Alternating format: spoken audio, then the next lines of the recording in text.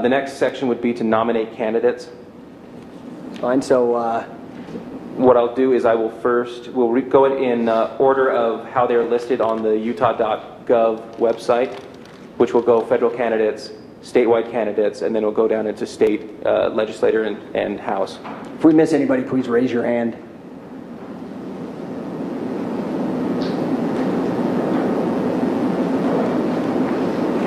Okay, first of all, I'd like to...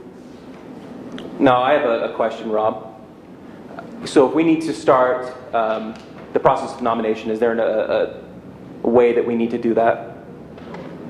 Should we just say, I nominate? Open the floor for... Okay. Do we need to vote for that? I don't think so. Okay. So then I'd like to open the floor to nominations. First of all, I would like to nominate Jim Vane for the office of U.S. House in District 4. Do I have any seconds? Second? Okay. Would someone like to, well, would somebody like to come and speak on behalf of Jim Vane? Okay.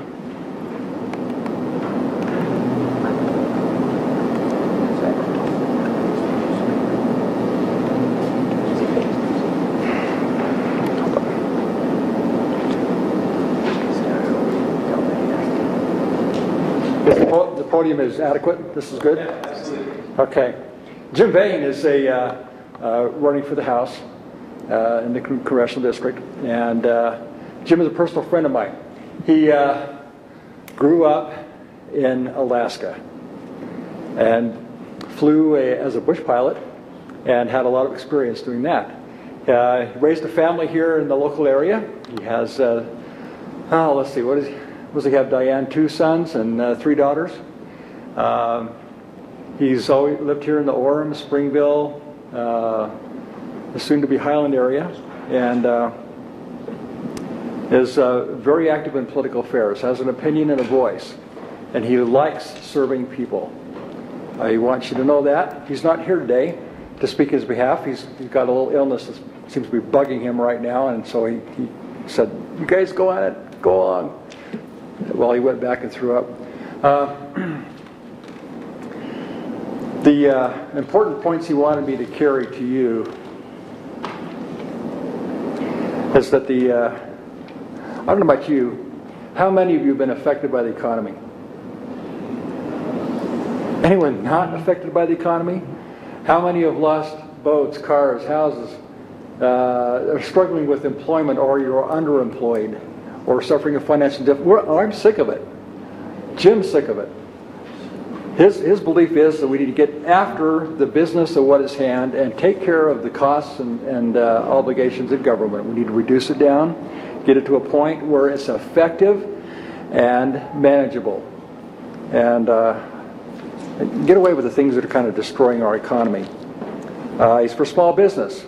He wants to cut the taxes, make sure that it's affordable so we can actually get some things done. If we streamline the economy, we can streamline the taxes. We cannot keep having Washington tell us what to do. It's time for us in the individual states to manage our own affairs. We want to help the gas prices go down. We've got oil here in this state that we can't get to because of blockades. And we need to reverse the job unemployment rate, get it up where it needs to be. I mean, just a standard ends of things. Jim believes that from his background as an average citizen, as a person who has had multiple challenges in his life, he can speak on behalf of us as Utahns and carry our interests well. On support of Jim Vane, I wish him the very best in his candidacy for this office, and I'll speak on his behalf where we can. I think Jim is a good man. Thank you very much.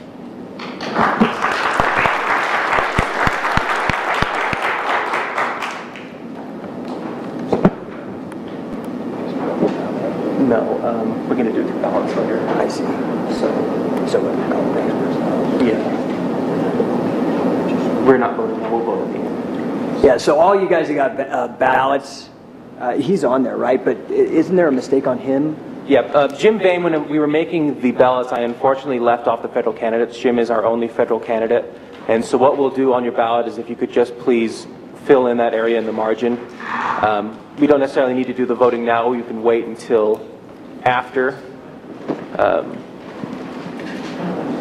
Yes. Firstly, how do you spell Mr. Bain's last name? Bain, V-E-I-N. Secondly, Yes. are you taking nominations for President of the Are we- United States? The way that we would be doing presidential nominations, I do believe, would be that we would be picking delegates, and the delegates will be... Okay, so the delegates will speak on behalf of the candidates that they're supporting for president? Yeah, if we have anybody here to speak on behalf of a presidential candidate, what would probably be more appropriate would be when we get to the point where we're picking delegates, we'll let any prospective delegate or anybody who is affiliated or feels passionately about a presidential candidate, we'll give them a chance to speak to the potential delegates. Okay. Does that work for you? That's fine, thanks. Okay, awesome. That's why I inquired. Okay. Yes. It's Jim, J-I-M, and then Bain, like, I think it's, Like the artery. yeah, V-E-I-N. I-N.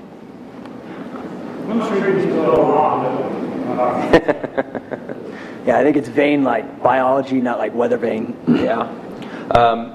Did you want to mention that his dues are not? No, let's not worry about that right now. Okay, Yeah. okay, in the next race, we're looking at,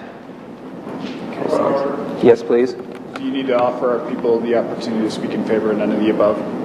Yes, would anybody like to speak in favor of none of the above?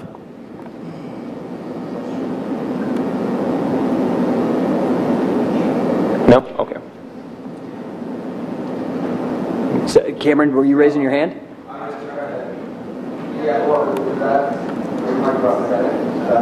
No, that's Congress, federal Congress. Well, you know, with this, it would be... Fourth district. This would be federal candidates, so if we did want to bring up something that's another federal, like, you know, Oh, yeah, for him. this would be the appropriate time for that. Well, here's nominating some alders, Senate, that's appropriate for Could you hear, should I repeat that? So, do you know, you're saying in terms of signing? Yeah. Is you're nominating someone for the Senate? Federal Senate. Federal Senate. Has he registered with the state of Utah with the FEC to run? Well, we talked As a Rob libertarian. about this, and Rob has... No, currently he's at the Republican convention, but I would like to nominate him for the Libertarian Senate. Okay, so Rob, would we bring this up as a point of order?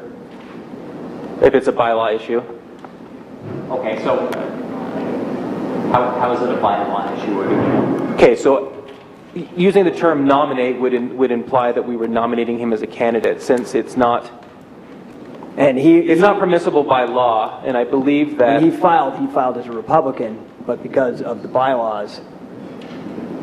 I see. So I think your question is he eligible to be our candidate, or maybe your point of inquiry is what might happen to a person situated as Mr. Alder is if this party nominated him? Is that maybe the question? Yes. Now, can I ask you this? Is he a member of the Libertarian Party of Utah? He's not a member of the Libertarian Party. Okay. Now, So he'd have to pay, and he'd also have to sign the pledge, right? 2 weeks ago. Okay. Now, is that, I'm unfamiliar with the bylaws. Can I take a moment just to consult that and see if that, or are we... Oh, by all means, Are we Rob. all... By all means. Yeah, you should be Okay. able to get to the bylaws through our website. Oh, I have them up right now. Do you know Okay. what section it is? I will look it up myself as well. Okay. While you're looking at that, and you can give me kind of an article and section reference, the other issue to consider is, let's say he's qualified under our own bylaws. The next issue would be, and we had this come up in years past, where someone sought our party's nomination, but they did not go and file with the Lieutenant Governor's office as the Libertarian candidate. They filed with another party, or I think independent.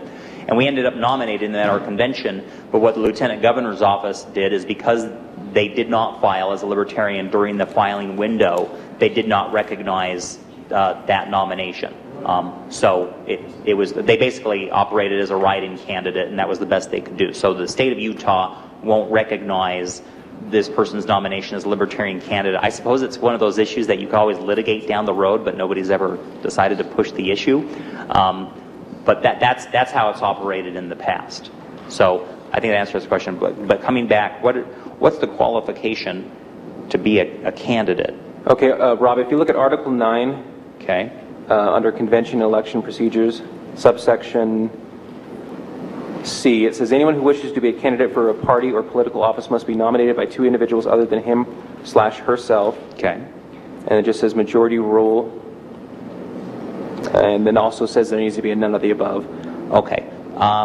There's also, I think there's also another area where we address what a member, where we define a member and what members can and can't do. One issue with that is that it does not necessarily say that it has to be a member who is nominated. It just says anyone who wishes to be nominated. If it said any member who wishes to be nominated, that would be the case. But I'm thinking, yes. Mr. Chairman, I am 100% certain that the Libertarian office will not accept this nomination. It is therefore irrelevant and move to move on. Okay, bring it to a vote. Everybody in favor of that? Rob can tell if it's.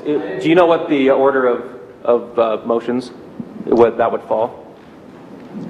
Well, I think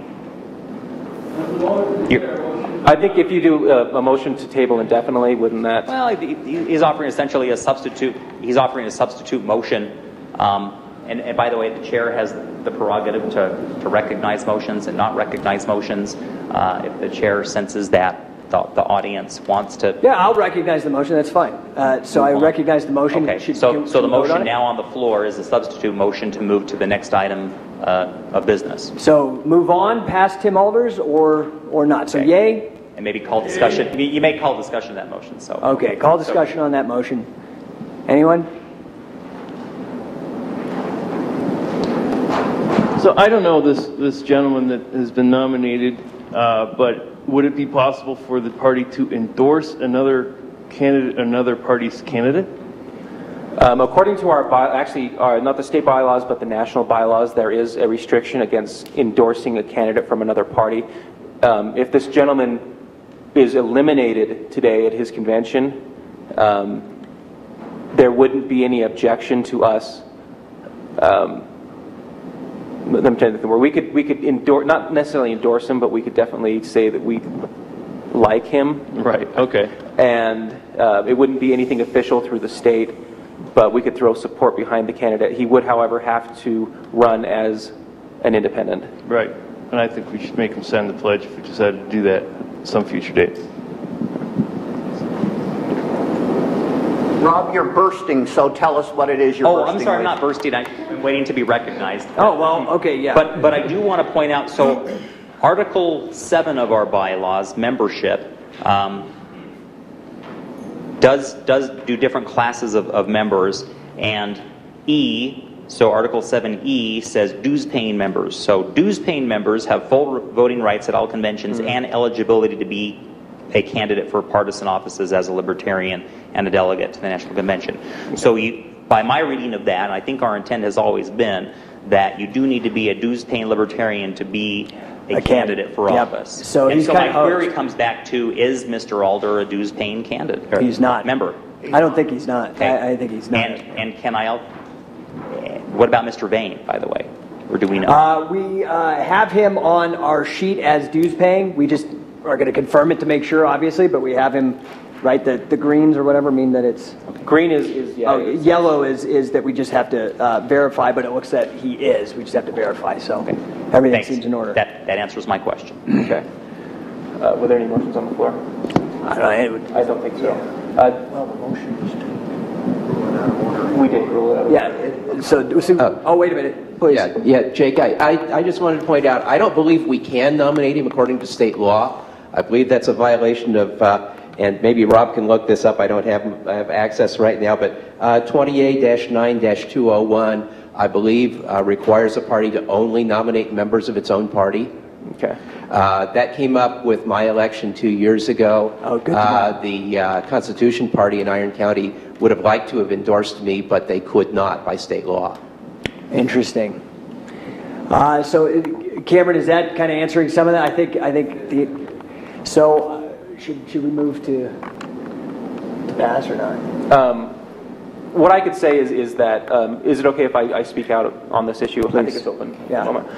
I think that what might be a better option in this case would be to wait until the next quarterly meeting, and then if he has done the things that we've said, quit the Republican Party, joined or signed up as an independent candidate, I don't think there's anything barring the executive committee from not endorsing, but at least supporting him in some sort of unofficial way, and that might be the best time to do it.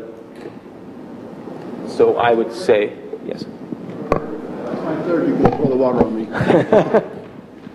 I believe Robert's rules gives the chairman the authority to declare a motion invalid and move on, and I hope that the chairman would do that so we could. What I would prefer to do, and I don't know because obviously I don't know Robert's rules. I consider myself a libertarian in the sense that I'm anarchist, but I am deferring to people who know better than I do in these cases. So, Rob, can I move to somehow hold a vote on this so we can move on?